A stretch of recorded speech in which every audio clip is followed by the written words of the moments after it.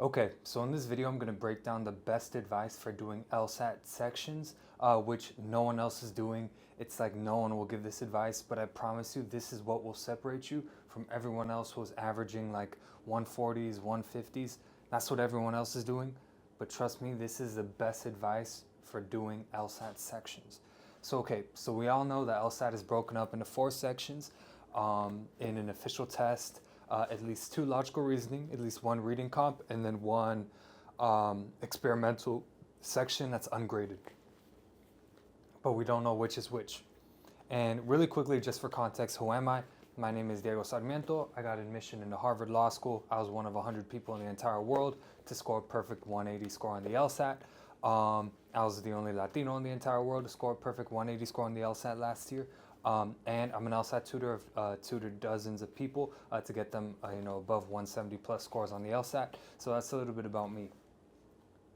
But what are we going to do to, get this score, to get your goal score? And the best advice I have for doing time sections, for doing any section on the LSAT, whether it's practice or whether it's official, it is being okay and being comfortable with not finishing the section. Get used to guessing on the last few questions at the end. So I've tutored so many students and I've spoken with so many students, and over again, they'll say, oh, I'm scoring, 12 out of 25 on my logical reasoning section. And I'll say, okay, like you need some work, that's fine, but tell me, how many questions are you answering? They're like, oh, I answer all 25. And they're scoring like in the low 150s, high 140s, and they're answering every question. But I want to tell you guys something really interesting. The top scorers, the ones who are in the 170s and above, most of them, a lot of them, if not most of them, are not even finishing the entire section. They're guessing on the last few. So how do we have it so that the people who are scoring in the 170s, they are guessing on a few at the end, and the people who are scoring in the 140s, they're finishing the whole section? It should be flipped, right? Because that's what we think about most tests, is we have to finish it in order to do well. But in actuality, with the LSAT, it's different. Get used to guessing on a few at the end. I promise you, I promise you, I promise you, this is what will separate you from everyone else who's trying to finish a test. So this is, valid and important for 2 reasons. The first reason, I'll break down both of them, but the first reason is that 1, it just gets you a higher raw score. Like you get paid more for doing less if you focus on accuracy and don't worry about finishing the section. So 1, you get paid more, you get a higher raw score. Number 2, over time, it gives you more potential for growth on the LSAT. So not only short term will it get you the higher score right now, but also in the long term, it's the best method for improvement. So that's why let's break down these 2. By the way, if you want more individualized tutoring, I'm offering live tutoring sessions for $20 an hour. And on top of that, you get everything you need, everything I know about the LSAT, about law school admissions, full guides to both. All that is in the link in the description. You could get a month of that, $20 an hour tutoring. Check that out really quickly. Price is going to go up soon. And my students we're getting some really good results. I'd love to have you in there. So there's that. But okay, let's break down the 2 things. So firstly, guessing on a few at the end, or just guessing on questions, whether it's a few or a lot at the end, will help you get just immediately in the short term, will get you a higher raw score than trying to finish the whole thing. And why is this? Well, let's break this down. Well, we understand that throughout the LSAT, the questions get harder. So for example, questions 1 through 10 are significantly easier than questions 20 through 25. So therefore, it makes more sense for us to spend more time making sure we get the easier ones correctly than rushing through the easy ones, getting maybe a few of them wrong because we rushed through them just in order to get to question 24, 25, which we'll probably get wrong either way because those are the most difficult questions. So instead of rushing to get through the most difficult questions, which again are worth the same amount of points as questions 1 through 10, Let us focus on the ones we know we could get right. Let's focus on accuracy, not speed. I'm telling you, please, please do this. Please guess on a few at the end of the test. If you're scoring above a 170, then okay, maybe you could play around with finishing the test. But if you're not scoring in the 170s, don't finish the section. Get used to guessing on a few at the end. Get used to getting the first 10. First, your main focus should be just getting 1 through 10, 100% accuracy. If it takes you the whole time to do that and you guess on the rest at the end, but you get 100% accuracy, then boom, that is more than enough. That is great. Then move to going for 15, then moving to 20, and then by then you'll be hitting the 170s. So again, that's what I recommend for that.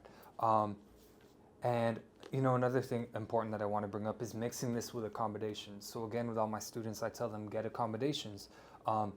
If you get accommodations, the most common one is something called time and a half, where you get more time to do this section. So even students who have accommodations, I recommend even them take guessing on a few at the end. So get accommodations, mix this with that, and it'll get you a higher raw score, because it's just pure mathematically.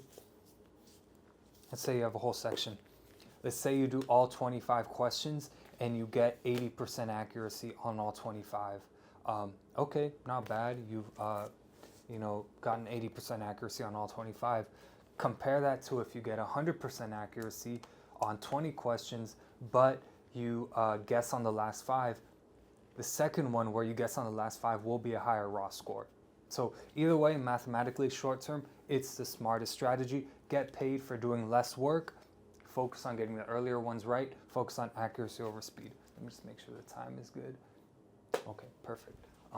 Okay, so now let's go into number 2. So not only in the short term is it the best strategy, but in the long term, it's the best strategy as well. And why is this? Well, in the long term, it's the best strategy because improvement on the LSAT comes from actually understanding what you're doing, going slow, finding the logical reasoning in a question, and then rigorously reviewing your mistakes and understanding your mistakes. So that's what it takes to improve on the LSAT.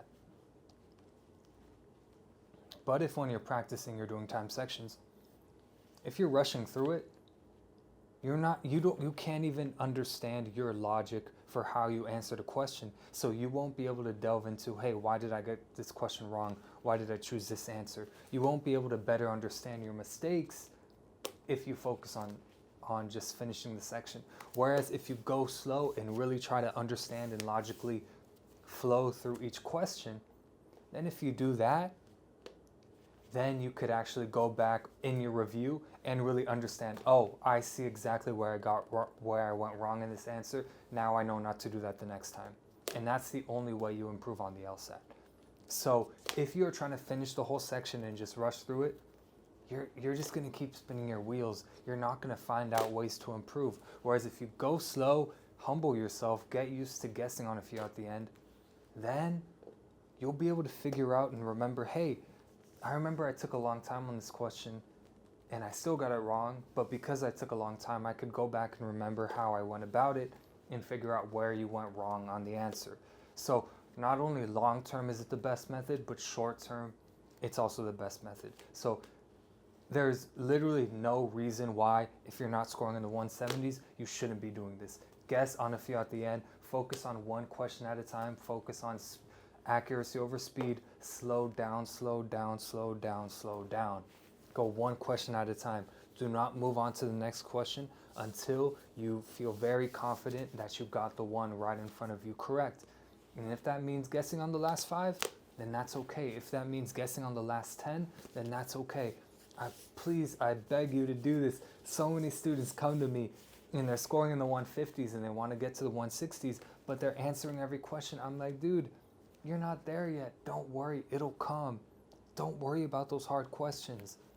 When I was getting a 180, I still would have some sections where I would guess on the last question, the last 2, and that's me. Only 100 people in the entire world got my score, and even I was still guessing on a few at the end.